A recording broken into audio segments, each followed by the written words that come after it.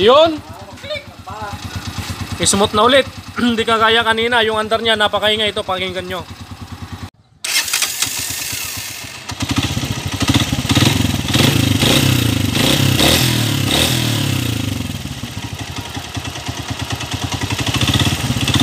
Oo, napakinggan nyo yung andar niya kanina. Ngayon umaandar na, smooth na ulit.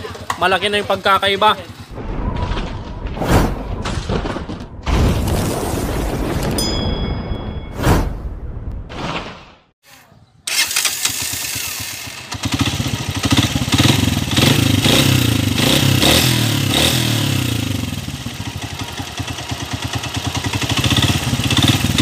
Connecting rod. Baba makina natanggal. Boss. Connecting rod ata. Kaya yung makwarat. A few moments later. Okay, so nandito na tayo sa machine shop. Ito yung sigunyal. Yan, so ito yung maingay connecting rod mga bro. So papalitan na natin ng connecting rod yan at tsaka dalawang bearing. Ito yung connecting rod mga kabro.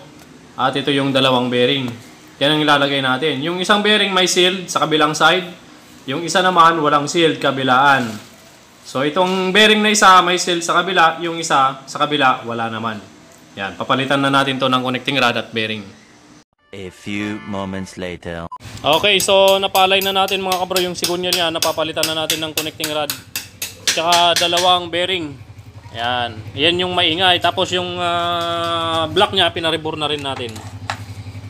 Okay, rebore 25. Yan, 0.25. Assemble na lang to. Yun lang naman ang problema ng motor ni Bossing. Tapos palit damper din pala mga bro ito. Nagpalit ng clutch damper dahil napakalakas na ng kalampag. Yan, original. Assemble time na si Brother Lito Velasco. At syempre shoutout kay Pastor Nestor Taduan. Yun o. Yun. Ay Bossing from Rosales. Kay Fern. Nagpapahinga, walang customer. Si Pare Jeric, nagchuchun up from Kuya po, si Bossing oh. Solid subscriber and follower natin boss, salamat. Yan. Ay siyempre si Kagawad. Itong hindi nawawala sa vlog natin. Ito yung pan natin eh, pangmalakasan. Oh my God! Wow! Ay mami, shoutout sa'yo mami. Uy, sino pa? Saka kay daddy. Anong hinawakan mo? Wala. Talaga, shoutout kay daddy ko. Shoutout sa daddy ni Shoutout Kagawad. siyempre. Sino pa? Si dami may festival ka. Kosalito! Kosalito! Kaway naman dyan! Oo. Kailan kayo makukulong? Kagabi, hindi na ako tuloy. Hindi na tuloy kagabi. Right, pinalasan na kami. Nako! Ayan, salpakan na. Shoutout kay para kay Dajok. Yan. Salpak na yung sigunyal mga kabro. So mapapansin nyo dito sa may bandang left side na sigunyal, sa may tabi ng timing gear, laging may seal yan. Hindi namin tinatanggal yung mga seal. Kasi kahit may seal yan, mapapasukan pa rin ng langis yan dahil dito sa pin ng sigunyal. Dito may butas yan papasok sa kabilang side ng bearing, kaya may sprayan pa rin yung loob ng bearing na yan kahit may seal dito sa labas. At mas maganda kung may seal yan kasi yung timing gear mo mapabababadan ng langis kapag may seal dyan. Kasi kung walang seal dyan, dire-diretso drain yung langis mo pababa, yung timing gear mo hindi mabababadan ng langis. Kaya kapag nabababad ng langis yung timing gear, mas smooth ang andar. Okay, Kagawad? Opo, shoutout kay shoutout sa mga tropa, shoutout kay Labo, shoutout kay Kuya Dave.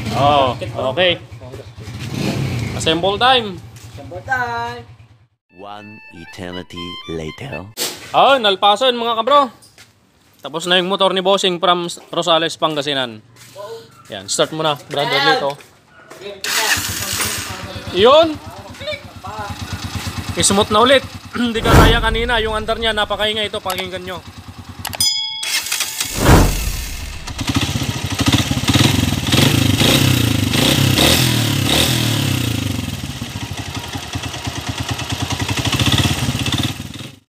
Napakinggan nyo yung andar niya kanina. Ngayon, umandar na, smooth na ulit.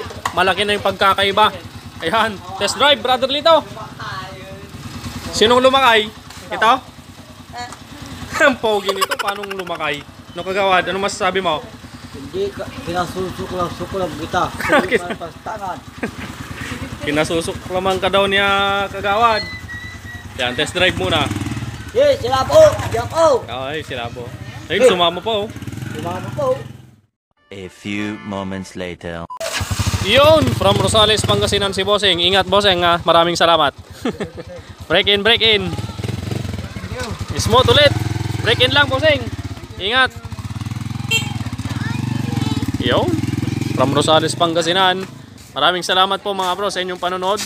At syempre kay Kagawad. Huwag niyong kalimutang. Mag-subscribe sa aming page at palaging may update at lagi kami mapanood sa YouTube. Yun. Nangalan ng Ama, ng Anak, ng Espiritu Santo. Amen. Amen. Espiritu Santo, Espiritu. Amen. Amen.